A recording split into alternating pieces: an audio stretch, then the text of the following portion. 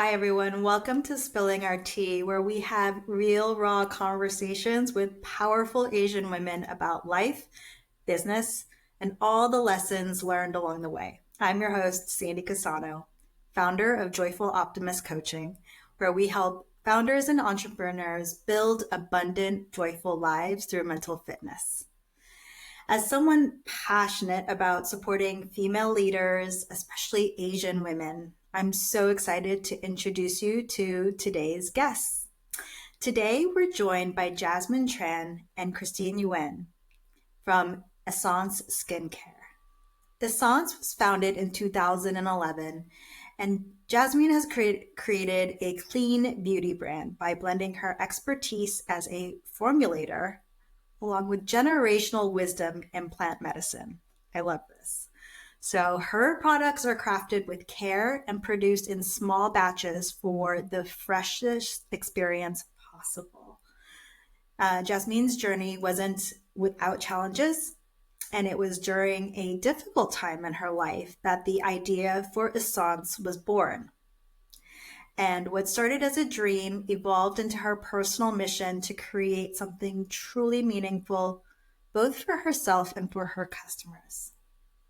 Welcome, Jasmine, and welcome, Christine. Thank you, Sandy. We're so happy to be here and talking to you about Essence Skincare, and just as well as having a cup of tea. I am actually drinking a matcha tea. Love it. I am too, having my tea. So Well, let's do some tea, right? yes. And speaking of tea,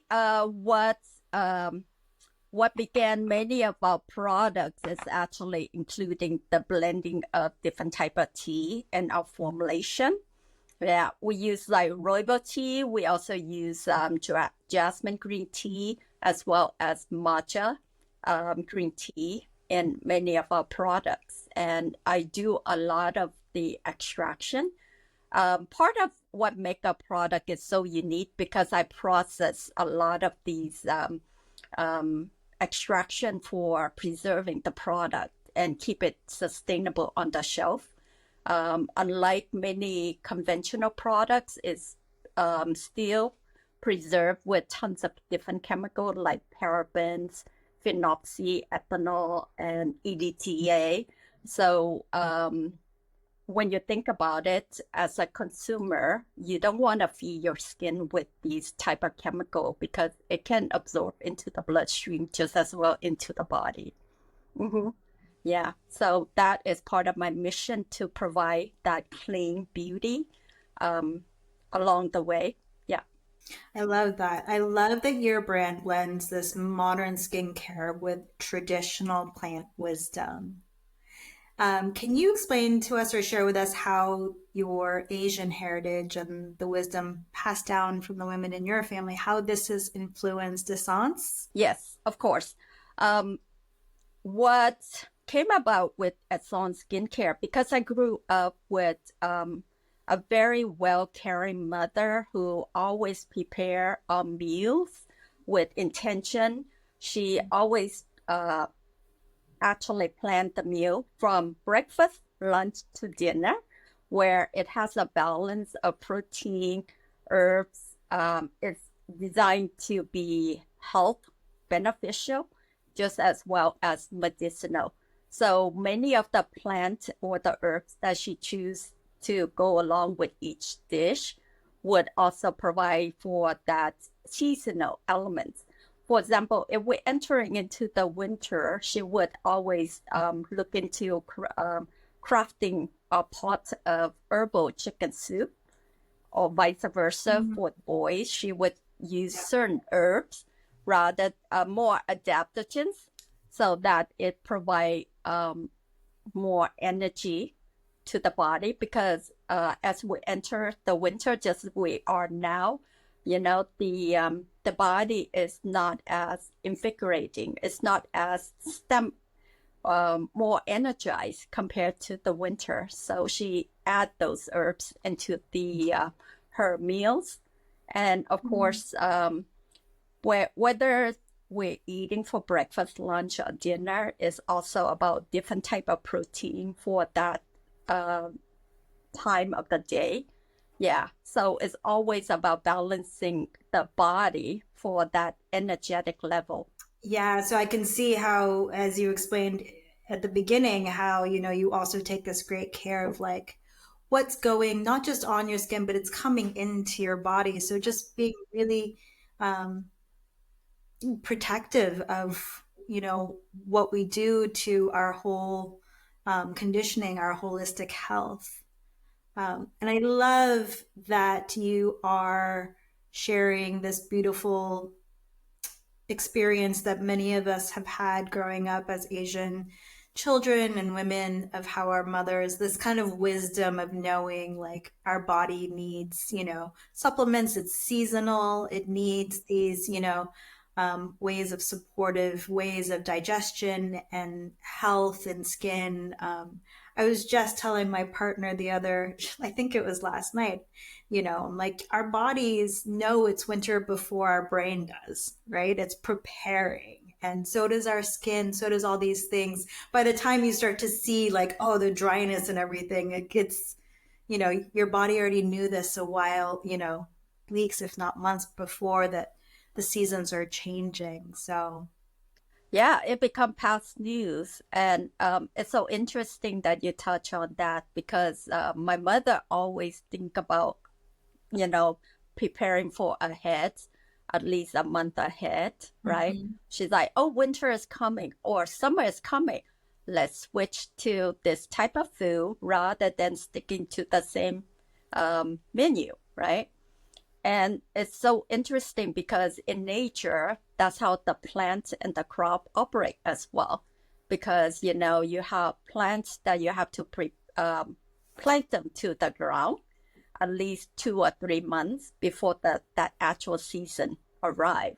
So that the roots be able to absorb some of the nutrients and the mineral so that it be more stable and more sustainable and be able to share that diversity along in that ecosystem with other plants.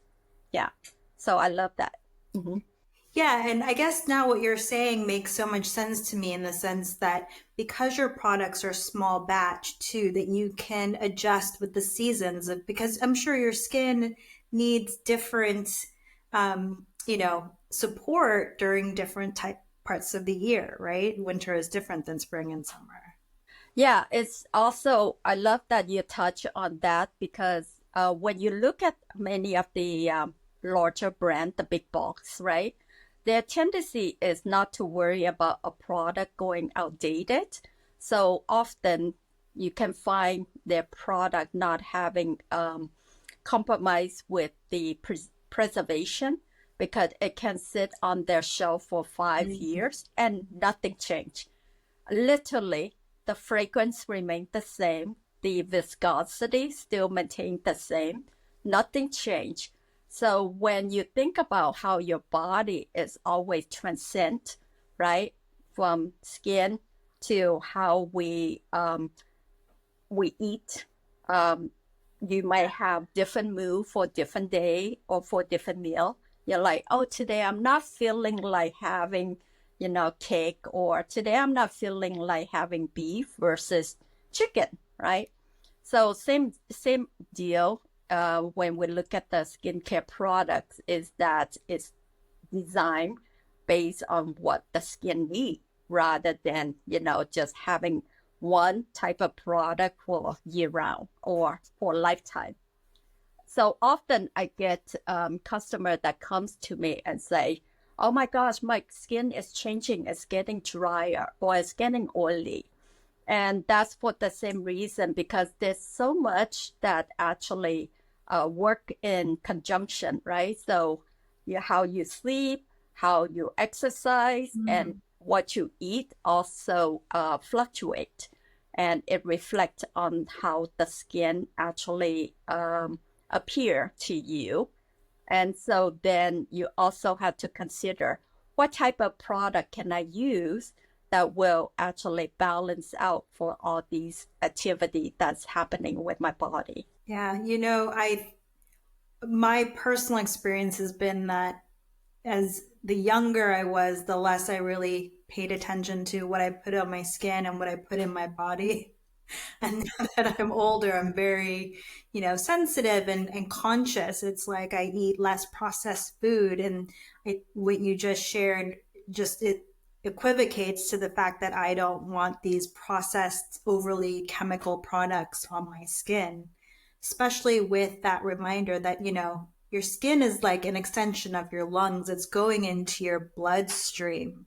It's really, you start to really think about like, to be careful and be conscious of how you are, taking care of your whole body. Yeah, I remember when Christine came to me about 11, 12 years ago, maybe, Christine. Yeah. And she can share her experience just as well when she came to me and asked me for all these advices. What should she do? And, you know, what can work for her or not. Mm-hmm. Yeah. Yeah. Thank you, Yeah, Jasmine. do share, Christine. Yeah. A little bit of history. When I met Jasmine through a mutual friend, I didn't think a lot about skincare. I was in my 20s and just figured, why think about something before you even need to be concerned with it? And Jasmine provided a lot of education around being proactive. You don't wait until there's a problem to start doing something about it. You get ahead of it. And I was always somebody that just, didn't bother with much of a skincare routine because I was busy. I wanted to have fun and live my life. But Jasmine introduced me to just a couple of products. I remember my favorite one was Revitalizing Moisturizer. It's one of our top selling products. And oh my God, when I first opened the glass jar, it smelled so good. And I realized, oh, it wasn't just like a thing that you put on your skin. Like it could be this experience that you can just really enjoy. And it became a really enjoyable thing versus the stuff that I've seen in the stores. And it just didn't work for me. And I don't think it was made for me. Whereas this felt like this had me in mind. It was just a completely different experience. So appreciate you sharing that, Christine. I actually felt these tingles as you were sharing, the importance of like it, it's important that we have these nighttime and daytime routines and this winding down and like having great scents. It's not just about, oh, that smells great, but it calms your nerves. You can do all these things to really set your mind in the right space, and you can tell the difference when you have these bespoke and very um, considerate products that aren't mass produced. It does make you feel special. I think that is really a unique experience for sure. Yeah, it also leave us in a really interesting space at the moment because when I first began a salon about a decade ago, not so many people in the consumer perspective would understand what is the purpose of organic skincare. They didn't quite grasp on even as much education as I provided to them because they're like, oh, it's a hippie moms and pops, type of homemade product. I would prefer to use Estee Lauder or the bigger brand where they can be more recognizable.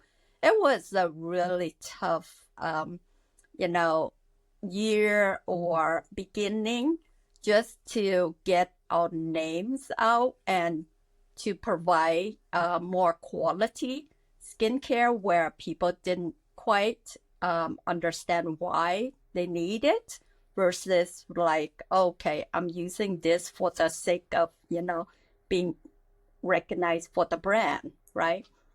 So when I create Esson Skincare, I actually have worked for more of a cosmetic lab that only focus on organic ingredients and organic formulation. And because I come from that particular background and also grew up with having, clean diet, it is so important to me to, you know, provide these type of product to the public just as well. Because I'm thinking like, well, if they have a better option, they would choose this, you know, they would choose this option because in the long run, you are what you eat, right? And therefore, you are what you put on the skin just as well, because the skin is what protect your body from disease, from hot and cold temperature. So if you don't protect it, then it will not protect you. Mm-hmm. So that's how I look at it, and that's how I always inform all of our customer through that specific information.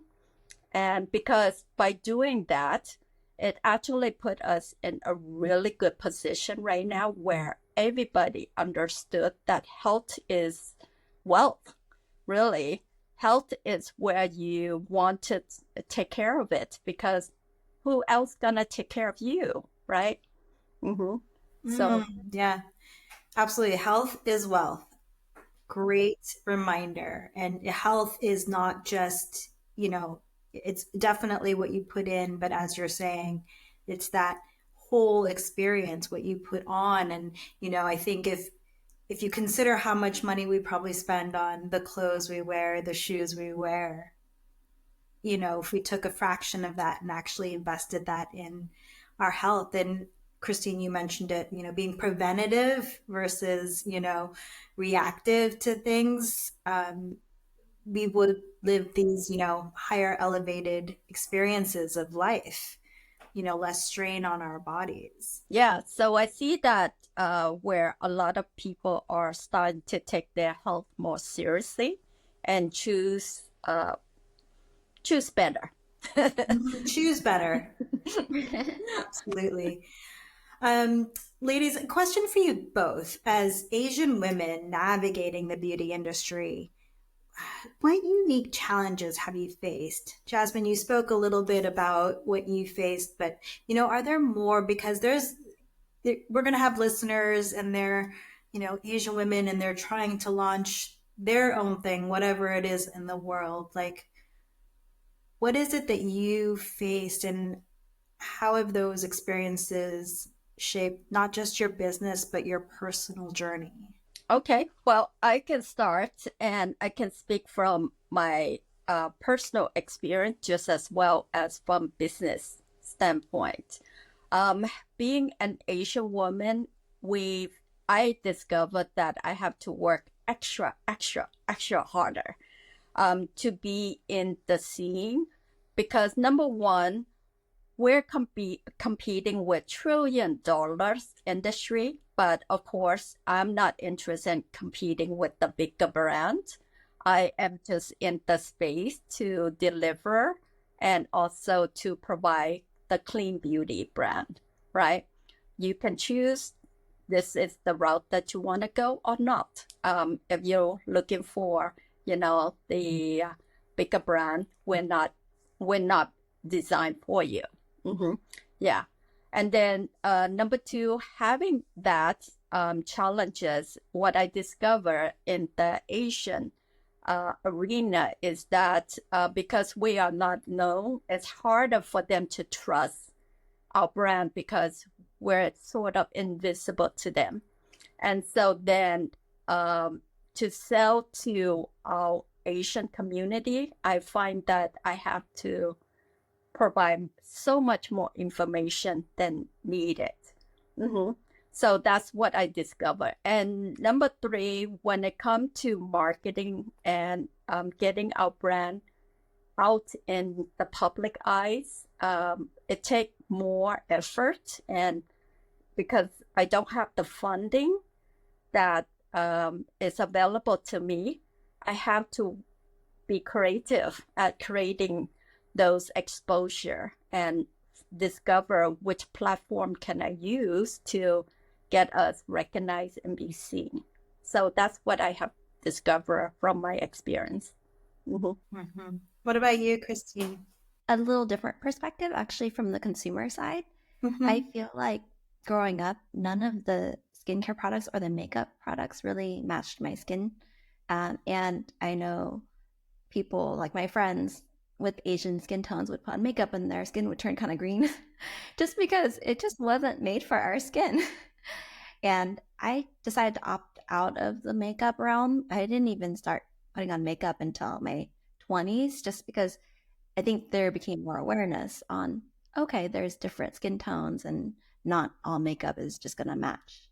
And at the same time, I think that was a gift because I didn't put a lot of chemicals on my skin during that time. And then I met Jasmine in my 20s, and it it just worked out really nicely just because I saw what worked and what didn't work and just kind of stayed away from everything. But what's nice is that our products, like, you don't hide behind something. Your beauty is like brought to the surface. We're celebrating everyone's unique beauty, whereas I feel like makeup has a different type of feel to it. Like, we're kind of trying to hide it versus enhance. Yeah, so we also about like encouraging women to live their truth, authentic self rather than mask them. Just because you have a blemish on one day doesn't mean you gotta cover it up, because a Yes, thank blemish you. a blemish is there for a reason to indicate, hey, what am I missing in my body that is out of balance? So it's there to show you something is within yourself that you can actually address. But what I can say often, usually, if we're breaking out so frequently, typically, whether you believe it or not, the individuals have a self-expression concern that they are not addressing. So I would say to all women, look at that specific area before touch on topical products to resolve that, to provide a solution for you. Oh, wow. There's so much there to unpack. I love what each of you shared. And I want to just really highlight for our listeners out there this beautiful message of just being comfortable in your own skin and not having to hide or put a face that's not yours out there. I think for a lot of Asian women, it has been difficult to be comfortable in our own skin. And the products out there have not been made for us for a very long time. I so can relate, Christine. I remember high school and my friends would put on makeup and I put on the same makeup and I would look hideous. And self-esteem wise, it's great and funny now, but man, back then I just felt ugly, right? Because like it felt like, oh, they look great, but I don't. There must be something wrong with me. And um, I tried for so many years to put on makeup, and then I just stopped like you did. And then for a while, my mom would be like, "Please, just put some makeup on." I was just such a tomboy. I was just like, whatever. Um, and the what you were saying, Jasmine, too, is about you started off by saying it's just so hard. It's so much harder as an Asian woman. Why is that? What do you think it is? I'm not sure. I think it's the mindset, really. Um, it's quite interesting. I don't know where to pinpoint that, but I do a lot of events and markets, and very rarely do I receive clientele from the Asian arena for some odd reason. But I do find that it could be a trusted brand recognition more so than anything else, because we are not a brand where it's seen throughout all the platform, right? But of course, that's how every company are built. It take one step at a time before we get there, right? hmm So yeah, and I would love some feedback on that as well. Yeah. Okay. So for our listeners out there, just, in our own Asian community, just a big reminder how important it is for us to support one another. It's the end of the era of branding and going for the big brands. Like, let's support our community and really elevate ourselves. It's not, especially small businesses. We all know what it's like, and there's enough abundance out there for all of us. So it's just a matter of, making a different choice as well. I think we can evolve as a community overall. This leads me to this next question of like representation is so important, right? We both talked in different ways as a consumer as well as, a business owner.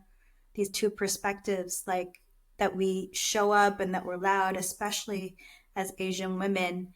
So how important is it to you to elevate not just essence, but also the visibility of Asian women in this clean beauty industry? I think you have more to share about that, Christine. Yeah, I mean, I feel like whenever you look at kind of beauty and the ads, like it's not top of mind where you think of like Asian woman beauty.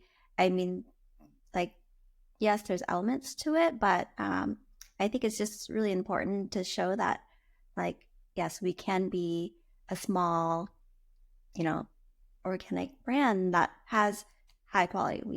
We punch above our weight, right? And it's not just about the size, but about, everything that goes into like from beginning, like sourcing all the ingredients to the formulation and the care that gets taken into each step.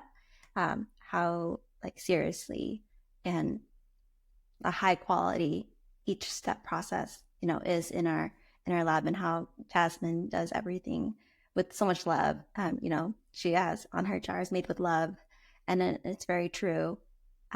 Yeah, what else you'd like to add, Jasmine? Oh, well, here's the thing, right? So from observation perspective, since the beginning of Ason to where we are today, it's quite interesting because I take the observation from how my friends and,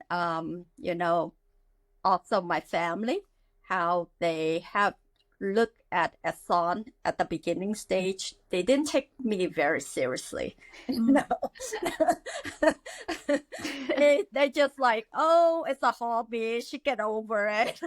In a couple of years, she be done.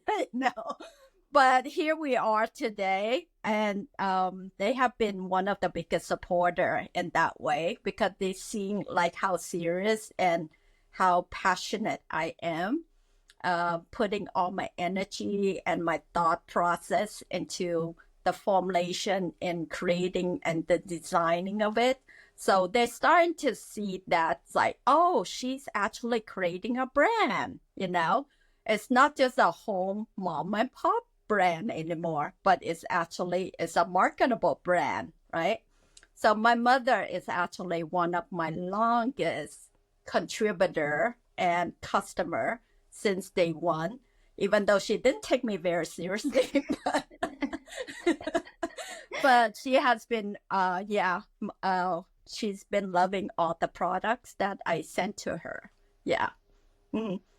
So it made me really happy when she gave me a call and say, "Hey, can you send me this?" Like she actually requests for some specific thing. Yeah. Mm-hmm. Oh, yay, mom. That's great. And, what you just said, Jasmine, just made me think that, I mean, we laugh because it's funny, but it's also, there's always truth to what we share, in that I think often, whether it's in the workplace or in our community, people kind of look at Asian women and they're like, oh, like kind of don't really give us the confidence or the credit that we're due. They kind of think like, oh, she's just doing that, or oh, she's so little, like what's she gonna do? Kind of not giving us the same element of, I don't know, is it respect or just credibility? And maybe that's part of why we have to work so hard, it feels like, to Well, especially us prove women yourself. too, right? And Especially then in with the women. women's space, Yeah, because I grew up with a large family. I mean, a family of 10 with 7 boys, right? So the boys were taken more seriously than the girl. And so in that way, we have to try to work extra hard to earn their respect, you know, like you mentioned. And of course, now I'm starting to see that recognition through them. They're like, okay, and they're expressing their respect through this aspects. Like, what do you need? You know, how can I help you? Yeah, so it's nice to hear that. I'm wondering if you could briefly each talk about your ethnic heritage, history, and how that influences you and how you show up as a woman today. Okay, so I actually grew up in Vietnam, but both my parents has always insist upbringing us with Chinese heritage because they believe that having a root in Chinese history and also their tradition and everything that is about Chinese culture, they're really proud of because it has such a long history. Mm-hmm. But having to grow up in Vietnam, I got to see the world of both culture, yeah, and understand how it's merged.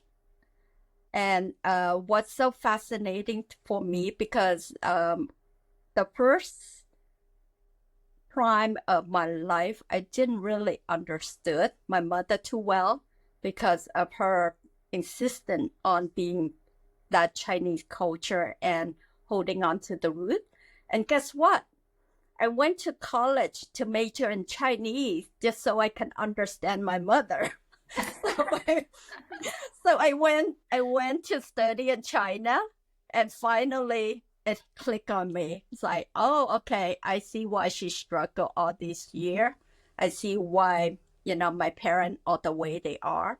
So it helped me to be more open to what they're going through instead of shut them out with the Western ideology because I practically grew up in the state in the last over 40 years, right? And so,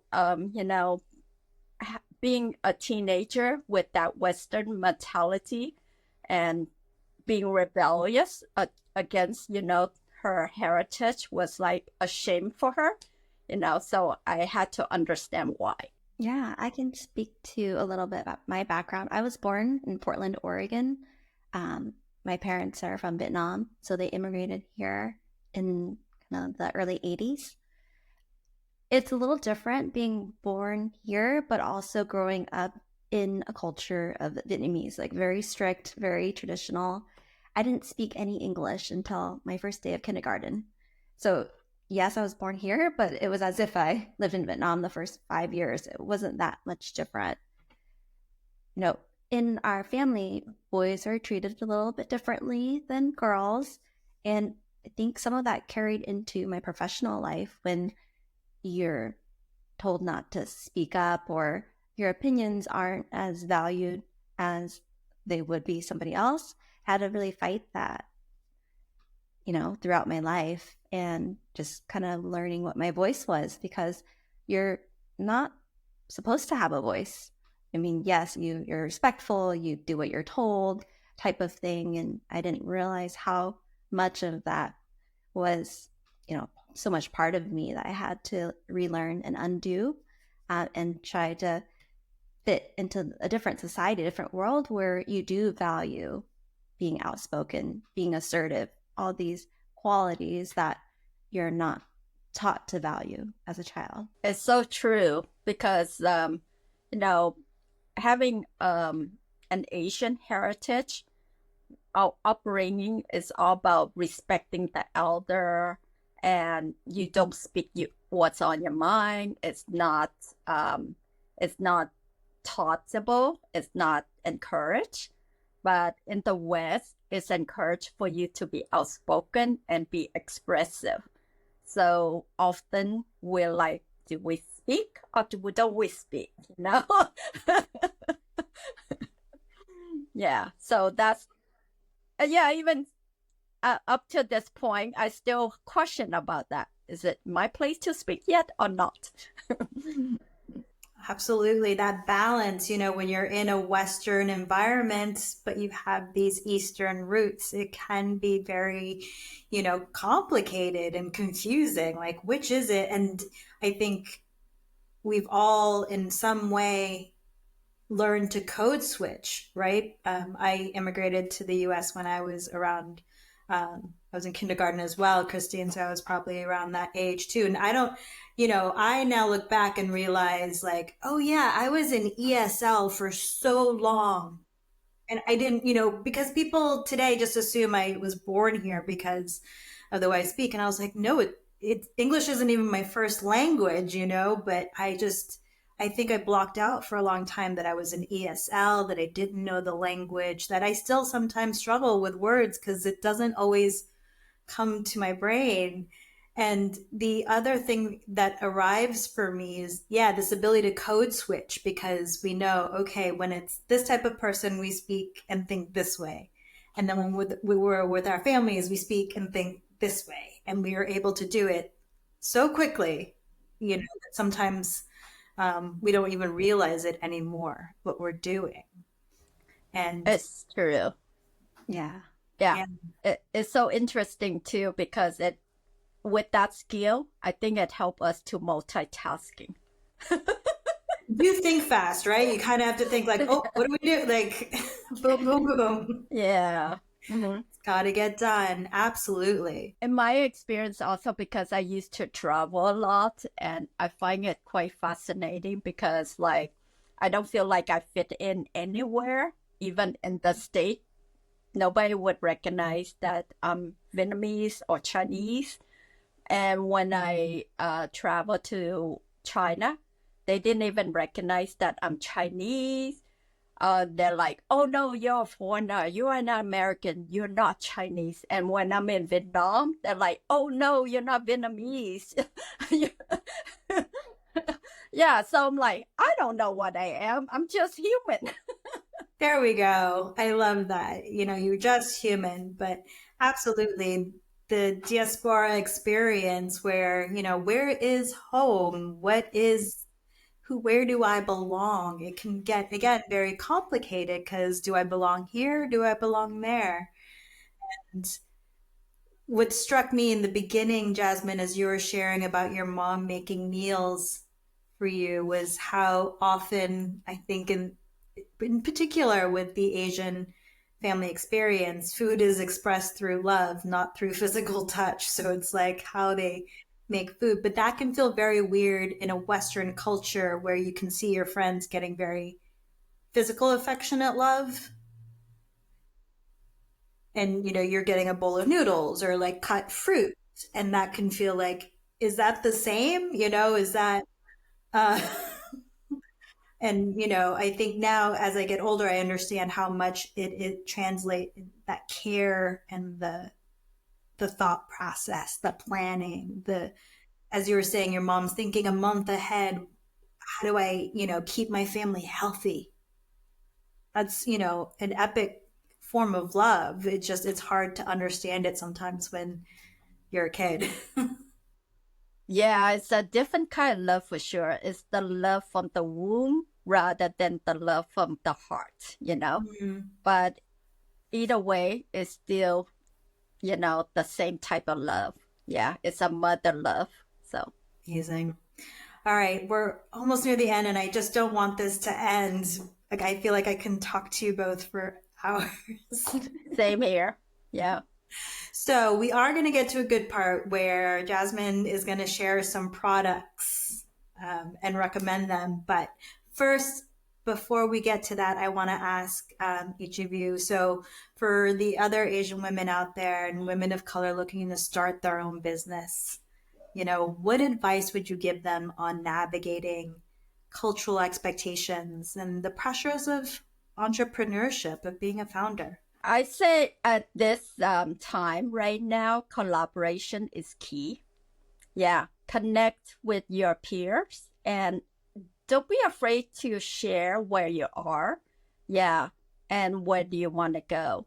So it's important to have a roadmap so that perhaps someone along the way, your peers might not be able to help you, but they might know someone who can help you along the way and will hold your hand and walk you through that roadmap. Oh, it's beautiful. I don't have the same awesome experience as a founder, but I did organize and found my own meetup group. And the first time I did it, it was when I was pregnant.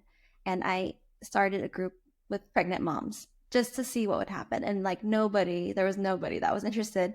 And then 2 weeks later, I thought, well, maybe I could do a hiking group for mamas. And that one stuck. And it was just the difference between putting an idea out there and then, okay, that didn't work. And then trying it again and, really believing that like, I'm just going to see what happens. And I think so much of it comes down to having confidence in like not being concerned about being rejected or, whether it's going to work or not. And I think, Jasmine, you didn't know, you're just going to try. And I think that's just the first step. And leveraging your network and relationships are all extremely important. Great. So, yeah. So what I'm taking away from you both is it's really about connecting and just getting into the community and creating collaborations. And what I'm hearing is don't go at it alone. A lot of entrepreneurs think they have to like carry this giant weight of the world and their business on their own. And, as a coach, I strongly advocate for all of my clients to actually do the exact opposite. Go get support, get a coach, get people, get your family, get a community, connect with perfect strangers and really develop a network and be bold and collaborate with other brands or just other ways that are supportive of other entrepreneurs. And like Christine said, don't be afraid to experiment. Yeah, but through experimentation, that's how you can recognize what works and what doesn't work. So you can build a more concrete formula. Great reminder, because I think as women and then as Asian women, we can often get the fixation to make things perfect. Yeah. Yeah. So true. Is that a thing for anyone else? Right. So, it doesn't have to be perfect is what I'm hearing. You can experiment. You can say, oops, I can make that one even better. Or, taking feedback from your customers and not, taking it too personally, but instead be like, okay, how do I make, take what they have shared and make it even better? So constantly evolving is better than being perfect. Great. All right, here's comes the fun part. So there's a few products that I'd love for you to share. Anything new or anything that I should be putting in my shopping basket. I think there's one with Joy that I definitely need to learn more about, and I think our listeners do too. Well, speaking of Joy, so this is our organic perfume that we introduced a couple years ago. And how this Joy essence came about was that I actually gave a workshop, an aromatherapy workshop to our staff. And because I want them to understand why we incorporate aromatherapy into many of our product development. And so that these are younger ladies, they're like in their 20s. So I figure, if they understand, they can choose wiser, right? And so I gave them a challenge as well. I go, okay, now you take what you learn and create a product. It doesn't matter what you create. Just create a product. If I choose one, we market that and it become a retail product. And so one staff, she followed through all the instruction and she met the challenge, and this was her design. And she got to design the label as well. So awesome. She did a really good job. Jasmine, can you put it up to your camp, like in the middle, maybe? Right here. Yes, right there. There it is. Okay, great. Love it. All right, so that's going in my shopping basket. Yes. What's next? It's winter here in Philly, and so it's getting really cold, and my skin's getting dry, and I'm getting older. What do I need? And I have the other solution for you, which is our multi-fruit night moisturizer. It has peptides with collagen from the fruit, and it's designed to not only protect the skin from winter dryness, but also maintain that hydration that we all seek for, right? What makes this product so special is also produced with the dragon fruit. Have you had dragon fruit? It's so I've eaten it. delicious. Yeah. It's Yeah, delicious. yeah. Yeah. Yeah, so as you know, dragon fruit is so full of antioxidants and vitamin C as well. And with this moisturizer, I use a lot of different fruit oil from pomegranates to cherry, strawberry, blueberry oil. And so it's intended to not only nurture your skin, but provide a lot of more moisturizing during the winter time or all year round. Yeah. Mm-hmm. You know how I know about dragon fruit? When my mom was diagnosed with cancer, her friend must have found out, like, oh, dragon fruit is antioxidant. So, of course, as a good Asian friend, I mean, she brought in like boxes of dragon fruit for her to eat every day. I was like, I've never seen so much dragon fruit in one place outside of a grocery store. But I love that that's definitely going in my basket then. Yeah, it's my favorite product right now. When I use it, I think people think that I have like a hydrofacial or something because it's so hydrating. And Mm. yeah, it makes a big difference. And I love that it's simple, right? I'm beauty product lazy, so I don't need a 10-step process. I want just something that's good. And there's something really soul satisfying about how you describe your product as being made with love. And just, I can tell how you both talk about these products that it's absolutely true, every last drop of it. Well, it brings me joy just to hear from, our customer or end user say how much of a difference it make on their skin or it change, the situation that they're going through from acne to, hyperpigmentation or even like dull and dryness to more rejuvenate and more nurturing. Yeah. So I love hearing every single of those stories. Mm-hmm. Fantastic. So, for anyone listening out there, let's support Essence Skincare, Essence Skincare. Black Friday is coming up, Christmas is coming up, birthdays are coming up, and just tomorrow is coming up. So, let's make sure that we're supporting Asian women, small businesses. Now's the time. Let's forget those big brands. They've got enough of our money. This is really about community and lifting up our community. Christine, anything for our listeners to know if they're interested in learning more about Essence and how to find your products? Yeah, you can go to our main website at essenceskincare.com. And then we also have a very active Instagram. And you can go to instagram.com, Essence Skincare with an A. And for today's listeners and specials, we'd love to give a discount. Joy25 for a 25% off discount for our listeners. Very, very special promotion. Fantastic. All right, everyone, you get that. Joy25. Amazing. It'll be your opportunity to, support a small business and get great skin. It's a win-win, right? Yes. Mm-hmm. Fantastic. Thank you, everyone, for joining us today. Thank you so much, Sandy. Yeah, thank you, Jasmine and Christine, for spilling your tea. Hey, everyone, if you love this conversation as much as I did, make sure to share it with a friend who would find this story inspiring. Don't forget to subscribe, leave us a review, and join our community at joyfuloptimist.com/spilling our tea. Thank you so much for listening, and we'll catch you at the next episode where we're going to be spilling more tea.